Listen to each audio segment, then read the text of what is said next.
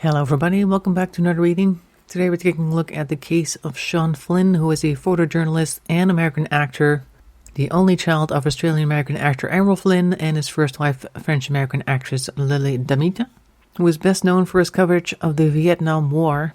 So he arrived in South Vietnam in January of 1966 as a freelance photojournalist, first for the French magazine Paris Match and then for Time Life, and finally for the United Press International. His photos were published around the world. He made a name for himself as one of the high-risk photojournalists, including Dana Stone, Tim Page, Henry Hewitt, John Steinbeck IV, and Perry Dean Young, Nick Wheeler, and Chas Gerritsen. They would do anything to get the best pictures or go into combat. As a result of that, in March of 66, Flynn was wounded in the knee while in the field. In June of 66, Sean left Vietnam long enough to star in his last movie, based on the 1956 novel Singar pour Singapore, after which he returned to Vietnam. In November of 66, he was credited with saving an Australian platoon from decimation by a mine by identifying the mine while photographing the troops, then made a parachute jump with the 1st Brigade or the 101st Airborne Division the following month. In 1967, he briefly went to Jordan to cover the Arab-Israeli War of 1967, but came back to Vietnam in 1968 after the Tet Offensive. And in September of that year, he was working as a cameraman for the CBS News when he was injured slightly by grenade fragments while shooting a battle between the US and North Vietnamese forces 85 miles south of Da Nang. He then went to Cambodia in early 1970 when news broke of North Vietnamese advances in that country. So on April 6 of 1970, Flynn and a group of journalists left Phnom Penh to attend a government-sponsored press conference in Saigon. Flynn and fellow photojournalist Dana Stone chose to travel on motorcycles instead of the limousines that have been used by the majority of the journalists for traveling. Reporter Steve Bell, who was one of the last Westerners to see the two alive, later said that after the press conference, Flynn and Stone had received word that there was a makeshift checkpoint on Highway 1 manned by members of the Viet Con. The checkpoint consisted of a white four-door sedan in which several missing journalists had been traveling and which was now parked across the roadway. Flynn and Stone observed the checkpoint from some distance and spoke to several journalists already on scene. And in surviving film footage, it is shown both the moment that they were discussing it as well as the sight of several people believed to be Viet Cong moving around on the far side of the vehicle. Now, undaunted by this sight and eager to get an interview with the Viet Cong, both Sean and Dana proceeded alone to the checkpoint. Witnesses later reported that both Flynn and Stone were quickly relieved of their motorcycles and marched into a nearby tree line, and neither was ever seen alive again. Though it is known that they were captured by Viet Cong guerrillas at checkpoints on Highway 1, their fate is unknown, and citing various government sources, it is believed that they were killed by factions of the Khmer Rouge. Flynn's mother spent an enormous amount of money searching for her son to no avail, and then in 1984 she had him declared legally dead, and in 1994 she passed away herself. In 1991, remains of 2 men were found in Cambodia, and in 2003, the Pentagon's Central Identification Lab in Hawaii confirmed by DNA testing that the remains were of Clyde McKay, a boat hijacker, and Larry Humphrey, an army deserter. So maybe his mother died thinking that he had been found, and then later the remains were tested and it turned out to be other people instead. Hopefully it gave her some peace at least, as she never actually learned the result. In any case, in March of 2010, a British team searching for Flynn's body uncovered the remains of a Western hostage in Cambodia's Kampong Cham province, allegedly executed by the Khmer Rouge. Test results on human remains were released in June 30th, 2010, and were found not to be the remains of Flynn. Wayne Perry of the Joint POW MIA Accounting Command, or JPAC, said there was no match between the DNA from the recovered remains and DNA samples he had on file from the Flynn family. And the information on this page was updated as recently as April 15th of 2025. So to that date, his remains have not been found or positively identified. So while we have a strong reason to suspect what happened, we don't know for sure, and that is why I was asked to do a reading on this case. And we're going to do that starting off with the Wise Dog Tarot, which is already on the table. And for any further questions, moving on to the Tarot of the New Vision, which is this one. So as per usual, I'm going to start shuffling the deck. As soon as I have about a table full of cards, I'm going to stop and take a look. So without much further ado, let's get started.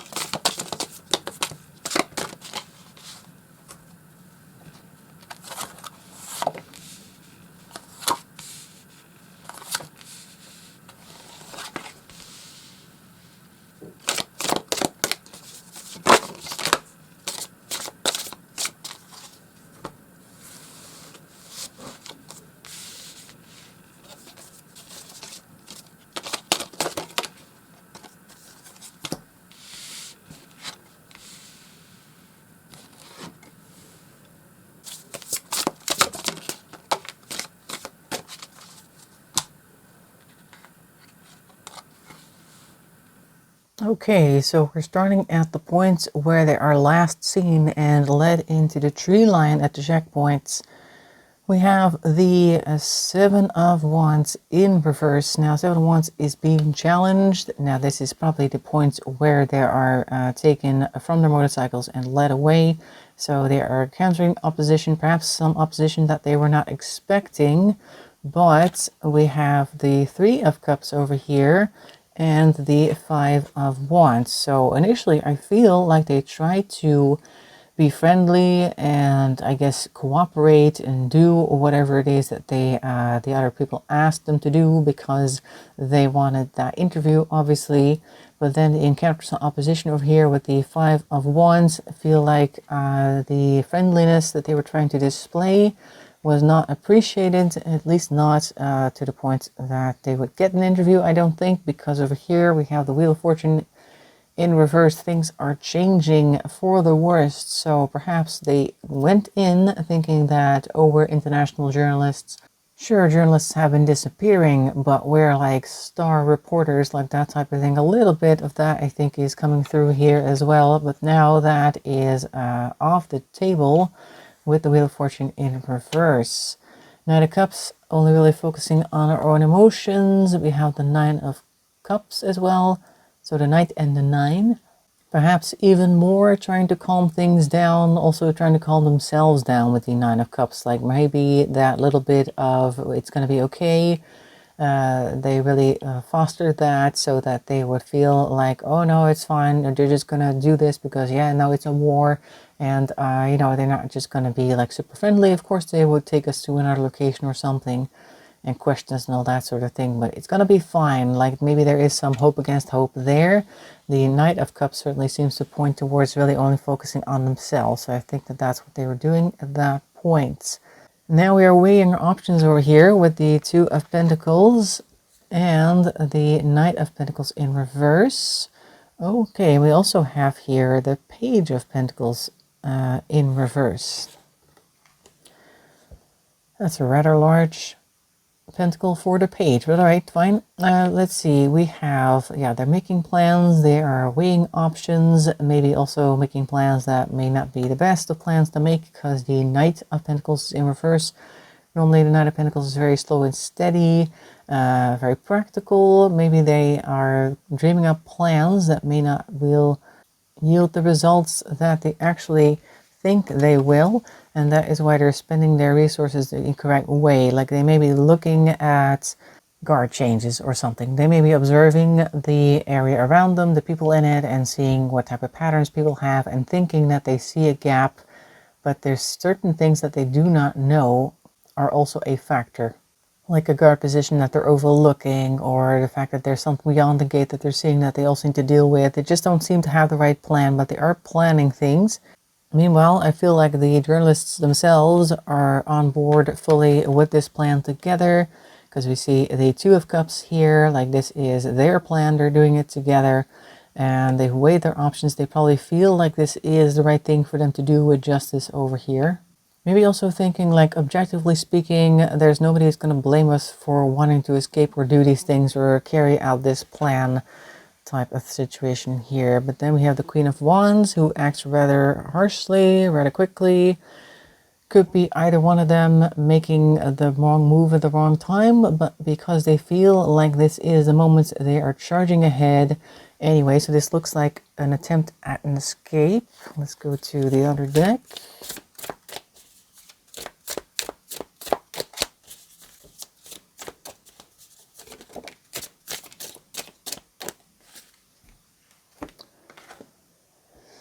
The Chariot in reverse. Okay, they are stopped in their tracks. They're not able to get away, and there's actually people cheering in the background that they have been slowed down. They're being led back to the crowd in chains, so that is very embarrassing as well.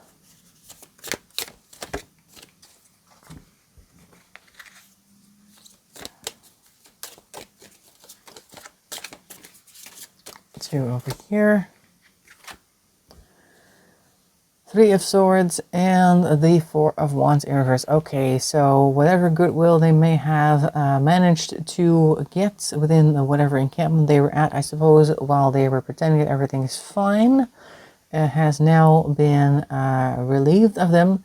The Three of Swords also shows a crowd breaking up over there in the rain, like, okay, well, the show is over. At least they do not feel very positive towards them anymore. And over here as well, the Four of Wands in reverse, there is no harmony. The harmony is lost, so they were returned to the camp, and the people that were there who may have felt sympathy for them, or maybe wanted to help them out because they felt like maybe they were good people, or they deserved to be let go at some point if those people even were there. Now either don't want to or cannot continue to support them because they've now done something that is inexcusable. By which I mean the, I guess, attempt at escape.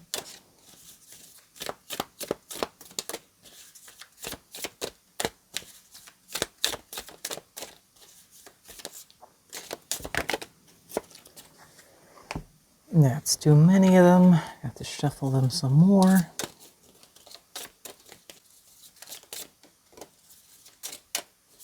Oh, one of them over here. Okay.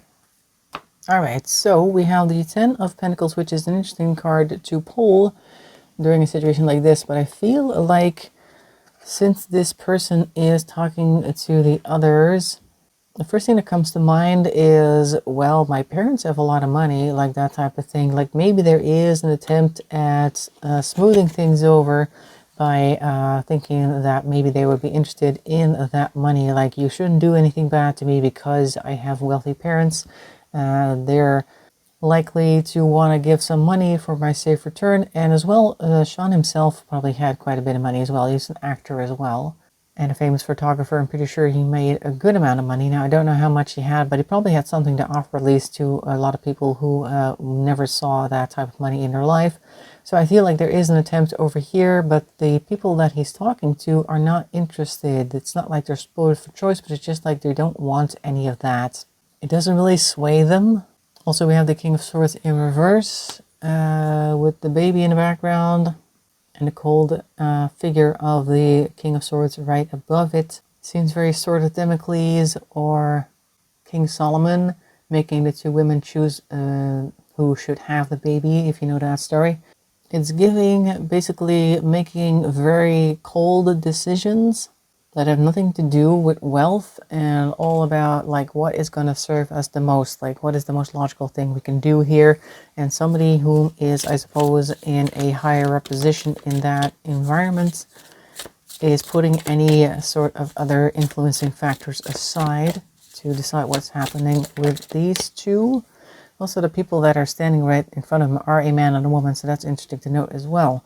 Let's see, a smaller stack here. I guess I'll take that. We have a little bit of mercy being given to them. Doesn't have to be a good thing, because the next card that I see here is the Hermit in reverse, and there is a snake crawling up over there. So they may think that they have a moment to think to themselves, but think again, because things are happening now that you did not see coming and probably would not have wanted.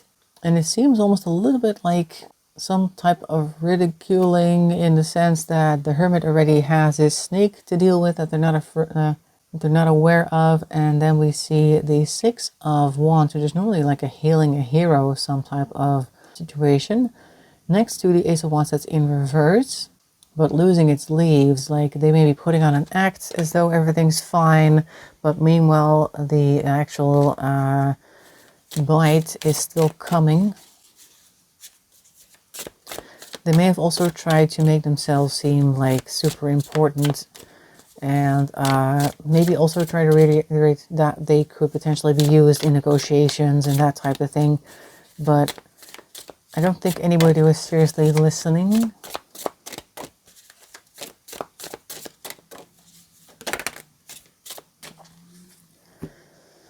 We have the Temperance in reverse. We have the Tower in reverse. They did not see it coming, and emotions did not cool down either. And then we have the Three of Wands also in reverse. The temper is lost, and we're looking at this really unusual construction in the background. I'm not sure what that is. It almost seems like some type of like a water filtration system. It kind of seems like they're being replaced. Like over here you have this temperance angel that appears to be doing something with water, and he's looking at this huge mechanized distillery type of thing, and it's giving the vibe of, oh yeah, you think that you're so important that we're gonna let you go, but meanwhile we also have these other people that we've just captured, and maybe they're actually more important, like that type of thing. That may also be the reason for their tower moments here, male and female also falling down this tower that's burning and being struck by lightning, like they were not expecting that at all. And that also means that their travel plans are over. They definitely don't see themselves going anywhere anytime soon with that card. Let's try a few more, but I feel like this is literally the end of the road for them as well. Like they're being replaced. People are just kind of like gassing them up over there with that Six of Wands, and then the next thing we see is we actually don't really care. And this is what's really going to happen because we've got something better. Like there's an alternative here. We don't need you.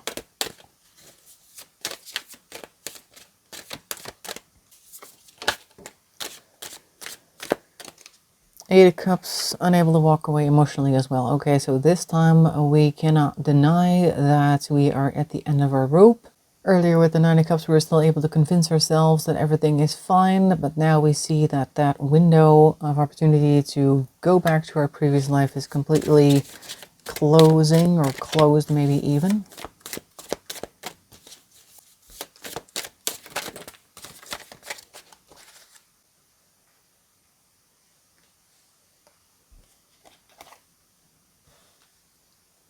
Okay.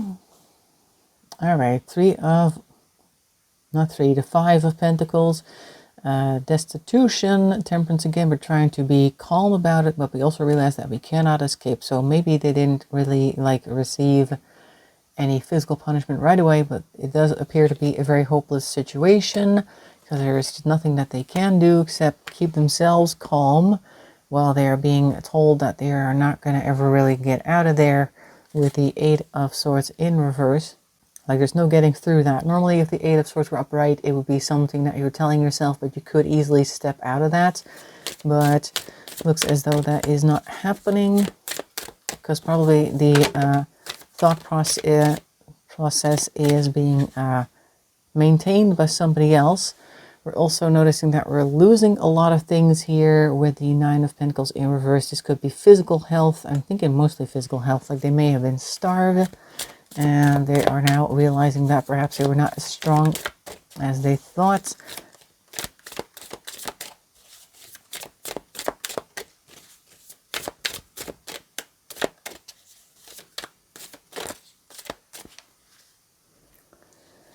And then we have Knight of Swords. All right, maybe we are now pleading, I think. I'm looking at the trees in the background and I'm thinking any port in the storm because there's also quite a lot of water that the dog is running through. Basically, you're saying whatever they think or can think of in order to save themselves, I suppose, or change something about their situation.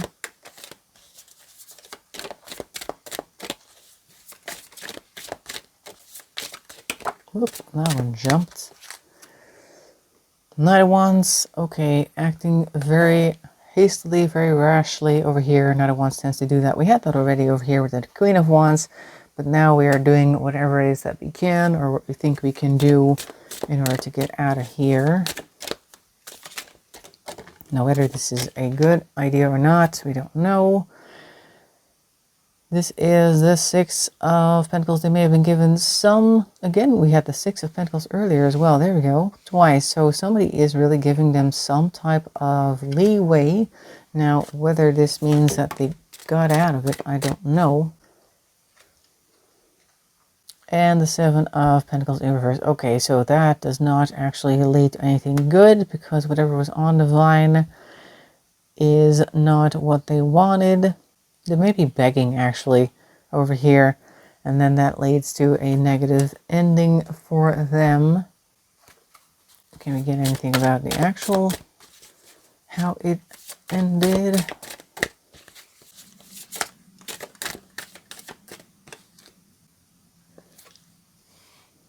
Page of Cups. Okay, there is a surprise going on. There may be something in the water that they hadn't noticed before. Oops, and then we got 2 cards over here. Strength and the Sun. Alright, that's interesting. They may be finding some inner strength that is also impressive over here with the Sun. They may actually be surprising people. Like earlier, they may have thought like, oh my god, what a bunch of American clowns. Like, why do they think that they can just run away from us? But now, their perseverance may actually be noticed.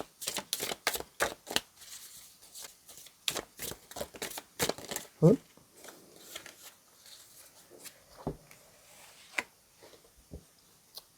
And 2 of Cups, but there's also the Star in reverse. So that's interesting, because over here they may have now just been noticed by somebody. Maybe people actually did think that they were ultimately stronger than they looked. What's interesting with this 2 of Cups, though, is that normally you would see the 2 people joining hands or holding the cups together, was being sanctioned by whatever this creature is over here, but that is now looking the other way. So I feel like this may have been somebody who was inside of the camp, who was appreciative of their strength, but ultimately not sanctioned by whoever's in charge over there. Because next thing that I see over here is a Star in reverse, which I often in missing persons cases take as, okay, their star is permanently falling from the sky. And it strongly suggests to me that that was also the final stop for them. There's actually somebody walking away in the background. Like there is somebody fairly nude, and this person is not looking at them at all, and they've taken some things and they're walking away, like they're just leaving the situation entirely. Maybe they walked away from that encampment after the star fell for these 2 journalists. One of the stars does appear to be following the person, so maybe they did make an impression on somebody on the way out, as sad as that may sound.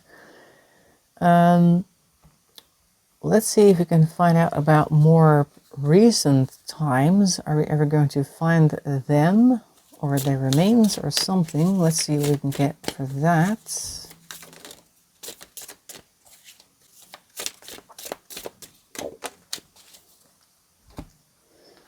We have 10 of Wands. All right, so there is definitely some work being done in the background, but it does not appear to end.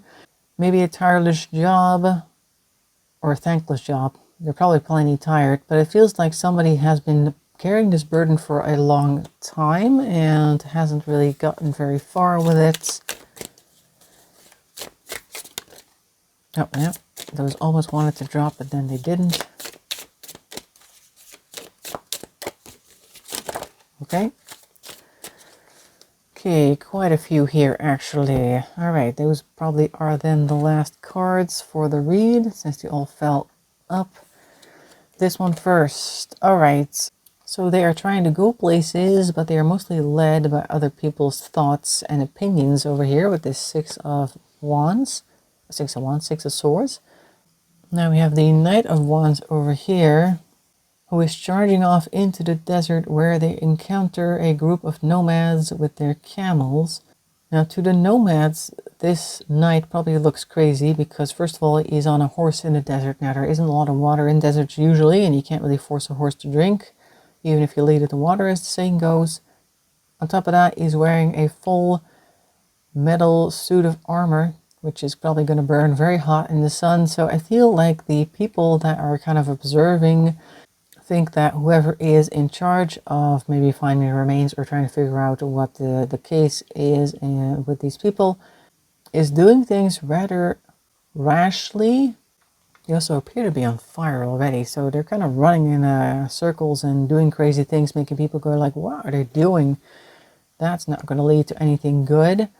Then that has to end over here with the Death card in reverse, so that's chapter ends. So hopefully we'll get some more positive cards. Let's take a look. We have the 3 of Pentacles. Okay, people are working against us. That's not possible. Very difficult to balance resources. And then we have the World also looking the other way. I feel like this is saying that whoever is working on this case, doesn't get a lot of cooperation from people, but also aside from that, like aside from the fact that people aren't really helping much, it is a really big world out there. Like I said, or at least I think I said, Vietnam and Cambodia are very large areas of land to search for two people, if they're even there, because you don't know that. So they probably find it very difficult to balance resources that they may have to even start anything. And that makes the world seem impossibly huge when you're trying to find two needles in basically a whole hay warehouse, effectively, because the world is much bigger than you might think. You may feel like it's small because we all have like social media. At least most people will have social media of some sort, or at least have some access to the internet. So things that happen around the world, we tend to hear about those the same day. That makes it seem like things are like closer together, more manageable. But if you're really in the forest in Vietnam, or in the jungles of Vietnam, or in the jungles of Cambodia, you can walk past the same area every day and still see new things, or not have seen a certain spot, or things may have changed. Also, the world has moved on. It's been well over 50 years since this happened, so they may also feel like the attention that they need in order to get the resources, in order to even attempt to find anybody in that huge tract of land, is just not there. Which seems kind of like a hopeless situation, but I think that the Knight of Wands over there is definitely showing that at least they have a lot of passion for this case, and potentially other cases of missing journalists and POWs and that type of thing as well. But the cards are just stacked against them. So it's not very hopeful whether we're going to find them in the future. Definitely there are people working on it though, so that's something to take away from it. It's just a very slow, arduous, and potentially fruitless endeavor. So that is what I'm seeing for Sean Flynn and Dana Stone. I hope you found it interesting. Make sure to leave a comment or a like. That really helps the channel along. If you want to subscribe, that's even more appreciated. In any case, I hope to see you in another video. Thanks for watching, and bye-bye for now.